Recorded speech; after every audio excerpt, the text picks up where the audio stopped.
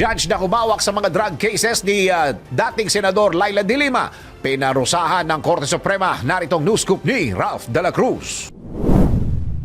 Hinatulan na ng guilty ng Supreme Court si Muntinlupa Regional Trial Court Branch 256 Presiding Judge Romeo Buenaventura ng simple misconduct at neglect of duty kaugnay na paghawak sa kaso ni dating Senador Laila de Lima. Pinagmulta siya ng kabuuang 36,000 pesos para sa simple misconduct at 18,000 pesos naman para sa simple neglect of duty. Binalaan din siya ng Korte Suprema na mas mabigat na parusa ang ipapataw sakaling maulit ang kanyang pagkakamali. Ang desisyon ay nagmula sa reklamo ng mga abogado ni de Lima na nagsasabing si Judge Buenaventura ay nagkaroon ng hindi makatarungang pag-aantala sa pagresolba ng mosyon para sa piyansa ng kanilang kliyente. Ayon sa Korte Suprema, ang mga dahilan ni Judge Buenaventura sa pag-aantala ng resolusyon sa mosyon ni de Lima ay hindi sapat upang ipaliwanag ang 3 taong pagkaantala.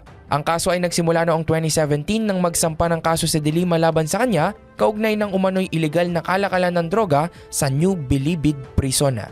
Yan ang aking news scoop. Ako si Ralph de la Cruz. Nagbabalita ng tama, naglilingkod ng tama.